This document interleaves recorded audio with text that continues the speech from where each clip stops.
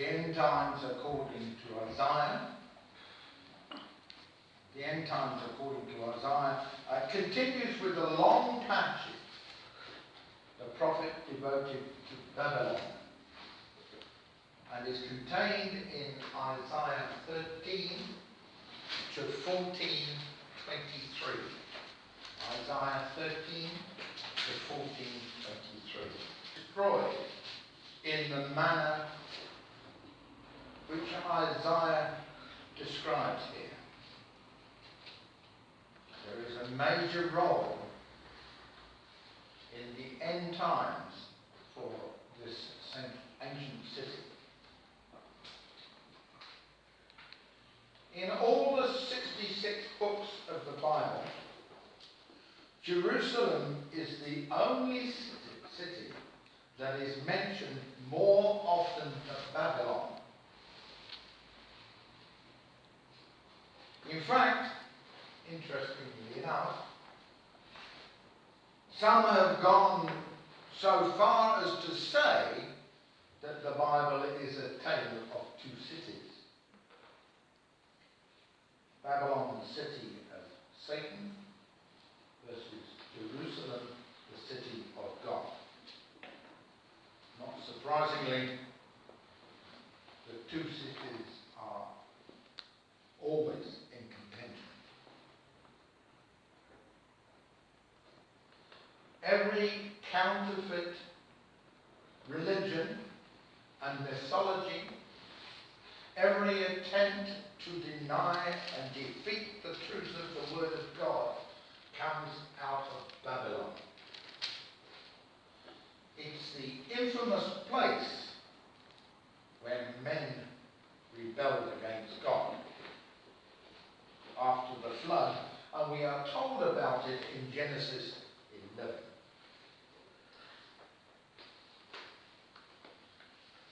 Why is it so difficult for people to believe that Babylon will rise to prominence again for man's rebellion at the end of the age?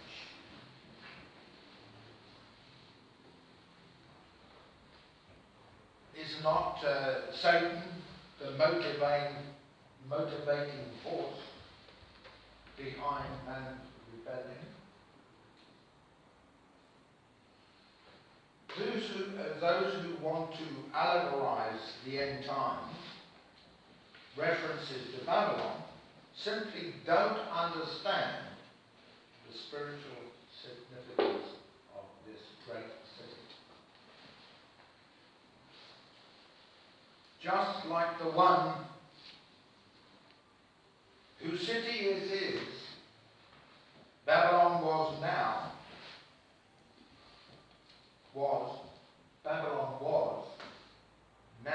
is not, but will come again and go to its destruction.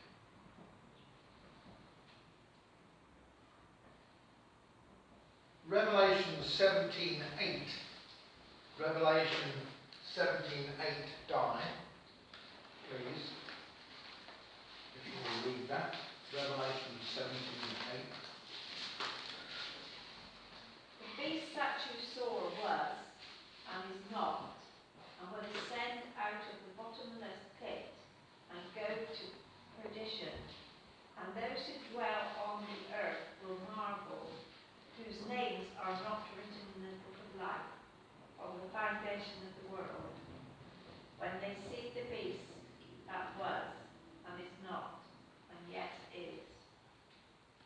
Believe it or not, that's true of Babylon. We continue with Isaiah's prophecy against Babylon. Isaiah 13:1 to 13:12. Please, Tony.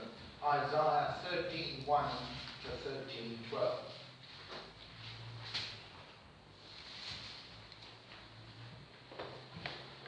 The burden against Babylon, which Isaiah the son of Amos saw. Lift up a banner on the high mountain. Raise your voice to them. Wave your hand, that they may enter the gates of the nobles. I have commanded my sanctified ones. I have also called my mighty ones my anger, those who rejoice in my exaltation. The noise of a multitude in the mountains, like that of many people.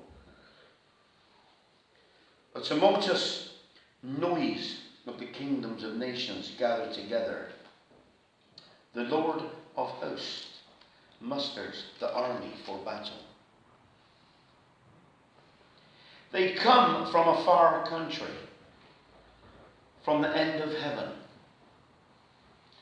The Lord and his weapons of indignation to destroy the whole land. Well, for the day of the Lord is at hand. It will come as destruction from the Almighty. Therefore, all hands will be limp. Every man's heart will melt, and they will be afraid.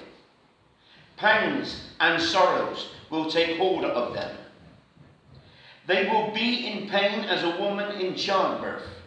They will be amazed at one another. Their faces will be like flames. Behold, the day of the Lord comes, cruel, with both wrath and fierce anger, to lay the land desolate, and he will destroy its sinners from it.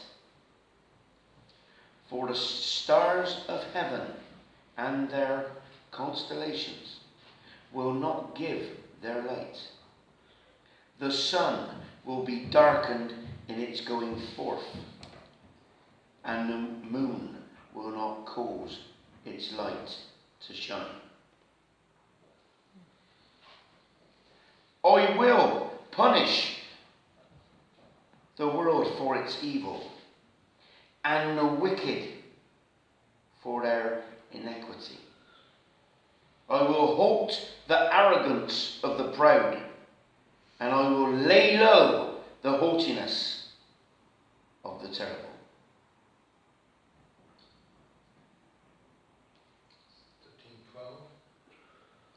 I will make a mortal more rare than fine gold, a man more than the golden wedge of Ophir. Therefore, Isaiah begins with a general statement identifying when Babylon's ultimate destruction will come. If you read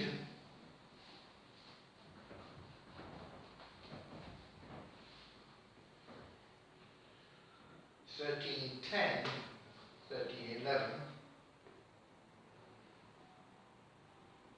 it will be during the time when the Lord judges the world for evil.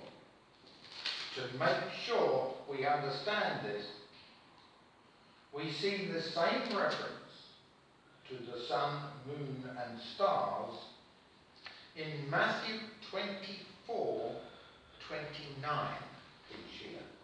Matthew 24:29. Immediately after the tribulation of those days, the sun will be darkened, and the moon will not give its light. The stars will fall from heaven, and the powers of the heavens will be shaken. That is at the end of the Great Tribulation. Isaiah 13:18. Please, Terry. Isaiah 13:18.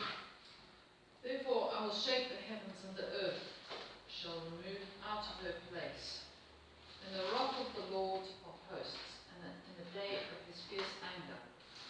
And it shall be as the chaste roe, and as a sheep that no man taketh up. They shall every man turn to his own people, and flee every every one into his own land. Every one that is found shall be thrust through, and every one that is joined unto them shall fall by the sword. Their children also shall be dashed to pieces before their eyes. Their houses shall be spoiled, and their wives ravished. Behold, I will stir up the Medes against them, which shall not regard silver, and as for gold, they shall not delight in it. Their bows also shall dash the young men to pieces, and they shall have no pity on the fruit of the womb. Their eye shall not spare children. I was interested in the Medes, and I discovered they were partners with the Persians,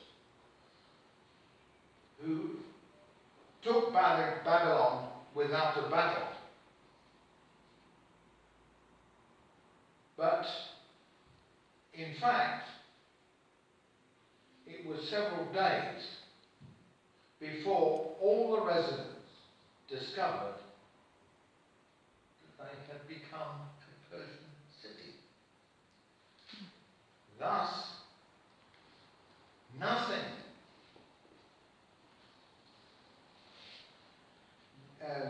like what is described here has happened since. Or at that time, or since. The Medes, called the Kurds today, are a fiercely independent people whose homeland straddles the borders of Turkey, Iran, and Iraq. Having been persecuted by all three countries, and particularly by Iraq, it won't take any special incentive for them to settle their score with Babylon when the time comes. Isaiah 13, 19 to 22. Please mark. Isaiah 13, 19 to 22. And Babylon, the glory of kingdoms, the beauty of the Chaldees' excellency, shall be as when God overthrew Sodom and Gomorrah. It shall never be inhabited, neither shall it be dwelt in from generation to generation. Neither shall the Arabian pitch tent there, neither shall the shepherd make their fold there. But wild beasts of the desert shall lie there, and their houses shall be full of doleful creatures. And owls shall dwell there, and satyrs shall dance there. And the wild beasts of the island shall cry in their desolate houses, and dragons in their pleasant places. And her time is near to come, and her days shall not be prolonged. The ruins of Sodom and Gomorrah weren't discovered until centuries after they disappeared in the fiery blaze that turned everything to ash.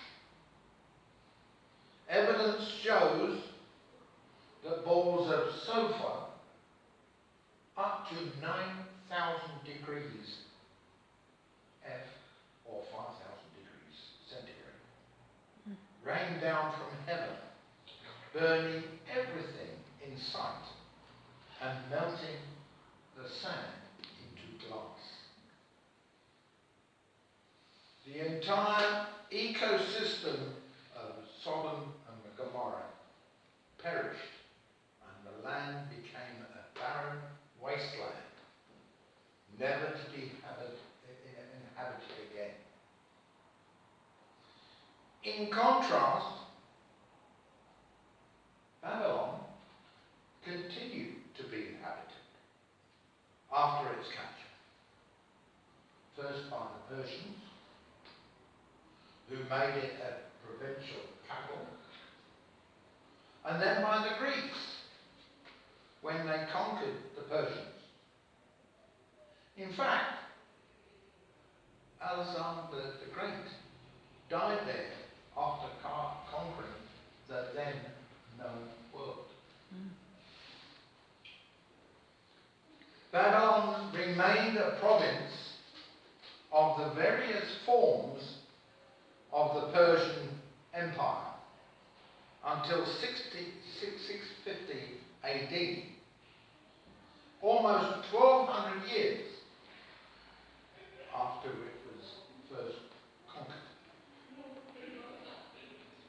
Today, I have been informed that a small town called Al-Hilla stands among the ancient ruins. In the mid-1980s, everyone knows that Saddam Hussein spent millions in the restoration project, turning Babylon into a ceremonial city for weddings and other special events. Today, the Iraqi leaders have plans for completing Babylon's restoration, making it into a cultural centre, complete with shopping malls, hotels, and maybe a theme park. Believe it or not, the USA government recently donated $700,000 to fund studies on the renovation. The plan is that one day soon, millions of people will visit Babylon again.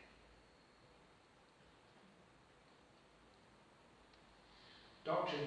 J.D. Kelly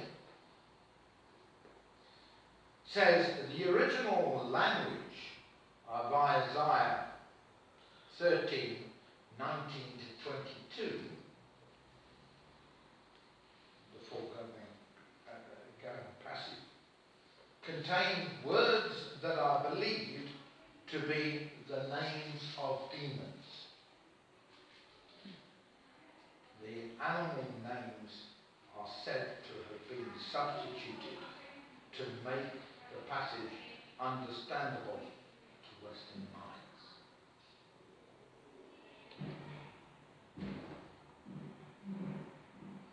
Let's go on with Isaiah 14:1 and 14:2. Please, Nancy. Isaiah 14:1 and 14:2. When the Lord will have compassion on Jacob, and again choose Israel, and settle them in their own land, then strangers will join them and attach themselves to the house of Jacob. And the people will take them along and bring them to their place, and the house of Israel will possess them as an inheritance in the land of the Lord, as male servants and female servants, and they will take their captors captive and will rule over their oppressors. I had a problem with this, I must admit. The foregoing scripture states, "For the Lord will have mercy on Jacob." That is, he will pity the captive Jews in Babylon. He will not abandon them, but will remember them and restore them to their own land. And yet will choose Israel. Will show that he regards them as still his chosen people. Or will again choose them by recovering them from bondage and by restoring them to their own people or their own country as his people.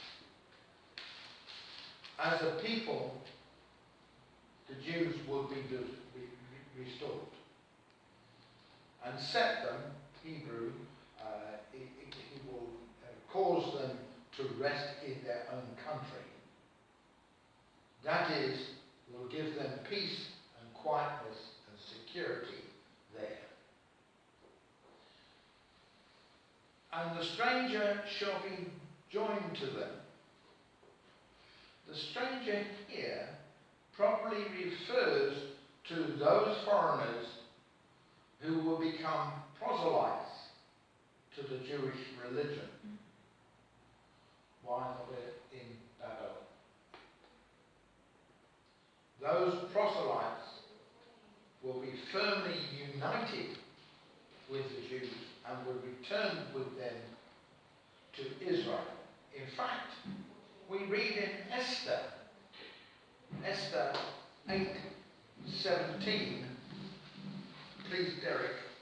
8:17, Esther. Province and in every city, whithersoever the king's commandment and his decree came, the Jews had joy and gladness, a feast and a good day, and many of the people of the land became Jews, for the fear of the Jews fell upon them.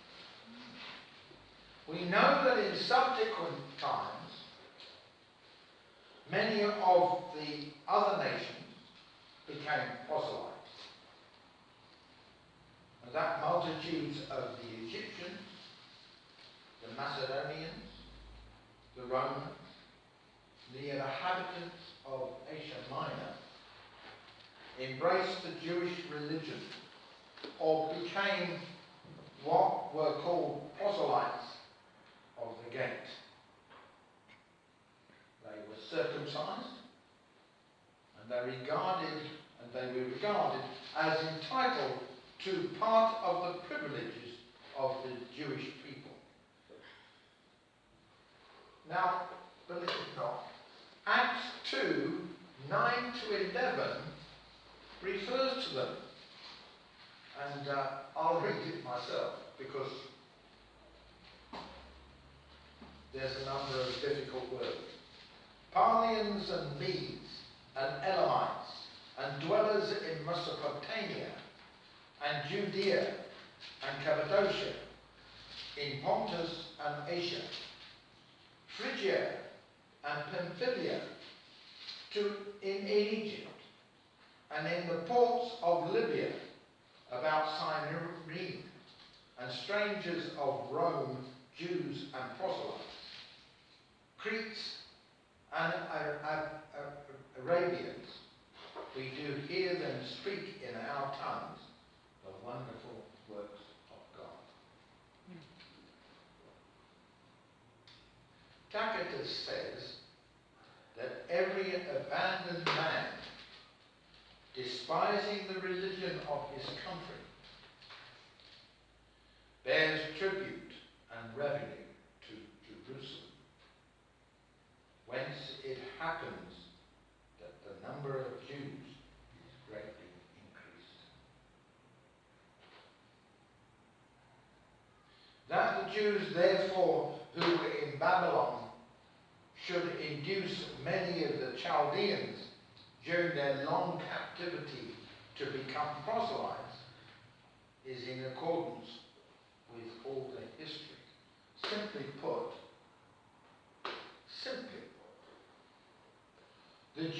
the Lord will have compassion on Jacob once again.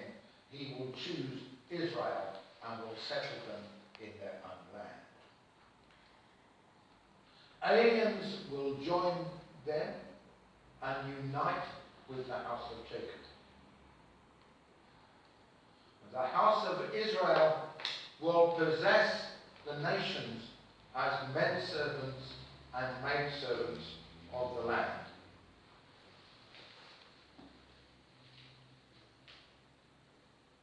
They will make captives of their captives and rule over their oppressors.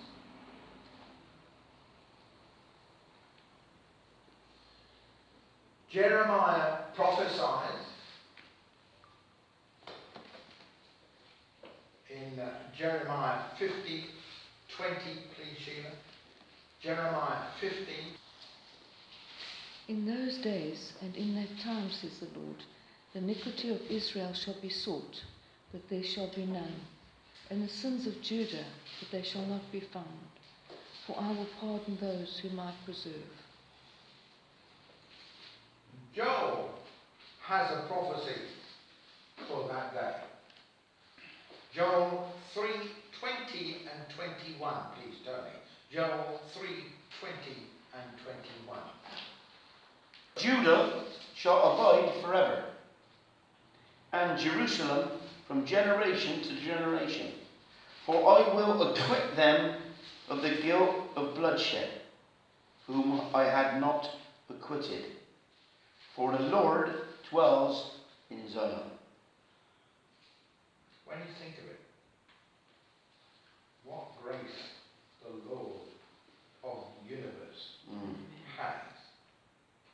We should thank him. In fact,